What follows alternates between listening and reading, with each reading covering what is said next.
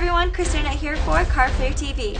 Earlier today, I caught up with Schwartz, who recently finished 8th in the $40,000 buy-in no limit hold'em event for almost $250,000. He's had success both online and live, where he's won almost $1.4 million. He's definitely someone to look out for at this year's World Series of Poker. All right, Noah, you made the final table of the $40,000 buy-in no limit event. Tell me a little bit about your path to the final table. My path wasn't really interesting, actually, on my way to the final table. Day one, I had a really tough table draw. My opening table was Ivan Demidov to my left, which everyone knows he's a really solid player. He plays very, very well. I had John Jawanda, who didn't last very long, Johnny Chan, Vanessa Russo. And then the people who filled in it. It never got any easier at any point throughout the day. I was able to I chipped up early, fortunate enough for me. I picked up aces twice. Once against Ace-King, and the guy played the hand really well, where the flop came down like Ace-King-5, and I 3-bet him pre-flop, and he just check-called me the entire way. He just had a feeling you had a really big hand? He was in the cutoff. He raised. The blinds were 4 and 800 with a 100 ante. He made it 2,200, and then I re-raised to 5,900, and the flop came King XX. He checked. I bet. He called. Turn ace. He checked. I bet like 13,000. He just called. Now he has top 2 pair, and the river was a complete brick. He checked. I bet 26,000. He just called me, and it was very impressive. And I was just like, and not really familiar with who it was, but he played the hand very well. He obviously could have got stacked, but I mean, it just goes to show you the type of tournament that it was. Yeah. Were you playing super aggressively? You know what?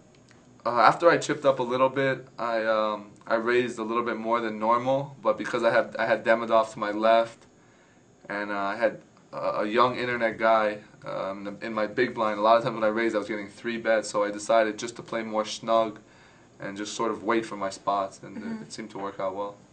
Now, earlier when we were talking, you told me about a big hand going into the final table, the last few players left, against Alex Torelli. Yeah, Trejo. It happened. The blinds were 20 and 40,000. There were 12 people remaining, and the action folded around to SB Rugby, Brian Townsend, and he just open shoved 880,000 from the button, and then action went to Torelli, and he went into the tank for a little bit, and he was thinking really what should he do, and then he shoved 2.5 million, and luckily or unlucky for me, I was in the big blind. I looked down at pocket queens, and obviously. At that stage in the tournament, it's a huge decision. I mean, if he has Ace-King or whatever the situation may be. And I had him covered by 800,000 chips, so I decided that this was a huge opportunity for me really to take an overwhelming chip lead. So I called. Brian Townsend had 6-7 off. Alex Torelli had pocket 10s, and I had pocket queens. So, and I was thinking, it just took so long for it to happen. And I was like, wow, this is the biggest flop of my life right here. You know, I mean, this can potentially be a $1.9 million flop. And the flop came down Jack 10-7, so that was pretty demoralizing. And then the turn just sealed my fate. The turn was a 10, so I was stone cold dead, and it left me really short. And then I just made a few plays just to sort of hang on until Tony G busted in 10th place, and then I made the ESPN final table. Right. Well, before we talk about that final table, let's talk about the hand a little bit.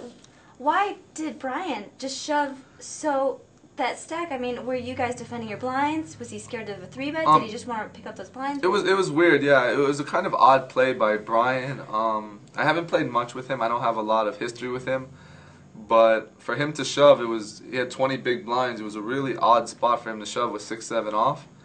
I guess he figured that, you know, I think he was trying to take advantage that we're really close to an ESPN final table, and he thought that, you know, both Alec and I would tighten up, and our hand ranges would be a lot slimmer, so there were a lot of hands that we couldn't call with. Just unfortunate for him. I mean, he had 10s and I had queens, so he's pretty much going to get called there every time. And then one more question. I've seen this situation before. Why didn't Alec just call, knowing that it would take a very strong hand behind him to call, one that, you know, wouldn't probably call his shove unless he had him beat? Yeah, I think Alec's play is I mean, obviously he can play it either way, because if he does flat 900,000 and I shove, he has 1.5 million behind. He's got to call. Yeah, I mean it's 40 big blinds. He doesn't have to call, but more than likely he'd be in a situation in which he had to call. So I think either play is. I don't think what he did was wrong at all. I mean, it's just at the time it was unfortunate for him that I had two queens, but Right. it worked out. He did the one-time thing, and sure enough, one time for him. Yeah, that's exactly what he said. He said, Yeah. I got my one time, and he made it to the final table. Yeah, he did. He came in sixth. You know. Okay, so tell me, sitting at that televised ESPN final table with all those fellow pros, how was it for you? Wow, it was certainly a defining moment in my life. You know, when I came in and I bought into the 40K, I was thinking, wow, you know, if I come into this series and start down 40,000, mentally, how would I be able to come back from it? Because obviously it'd be pretty tough. You know, it's a long series, and mentally you have to be. The stamina is very important. So it was really big for me. Not to mention, last year I bubbled the ESPN final table. Helmuth. It was the Helmuth final table, and 10 were going to the ESPN final table. Mm-hmm. And I actually busted 11th in a really weird spot where Beth Shack happened to call the clock on me in a hand that she wasn't involved in, and it sort of tilted me. And the next hand I just open shoved like 350,000 with pocket sixes. And the blinds were 8 and 16,000. It's something I'll never forget. Mm-hmm. You know, so that was a huge moment for me. So after I lost the hand to Alec, I was like, wow, I can ill afford to bubble this ESPN final table again.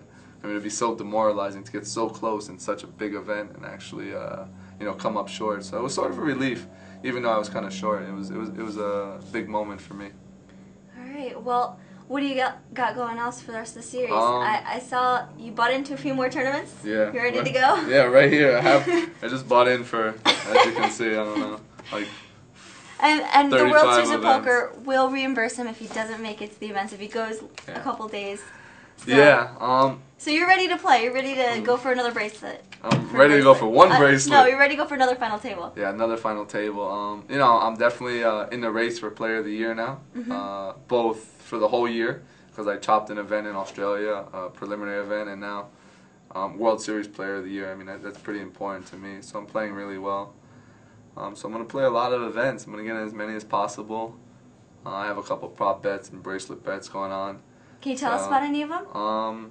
Yeah, with a couple guys home in Miami, I have they gave me 8 to 1 to win a bracelet, so I have thousands and thousands of dollars on that. And you know, every tournament I play with a couple guys, we do, you know, depending on the buy-in, we do last longer bets and stuff like that. So I just picked up like $5 grand because I just busted in the 1,500. Oh, okay. But I outlasted 3 people. Nice. So I made 1,500 from each. So I actually made $3 grand for the tournament, even though I busted. Well, that's always nice. So it's always nice. It's always nice. But you know, I'm here for 2 months, and with the Bellagio Cup and everything going on, it's an enduring couple months. But I'm certainly looking forward to it. All right. Well, we hope to see much more of you, Noah. Thank you very much. Thank I appreciate you so it. much. Thank you. Christianette with Noah Schwartz for Card Player TV.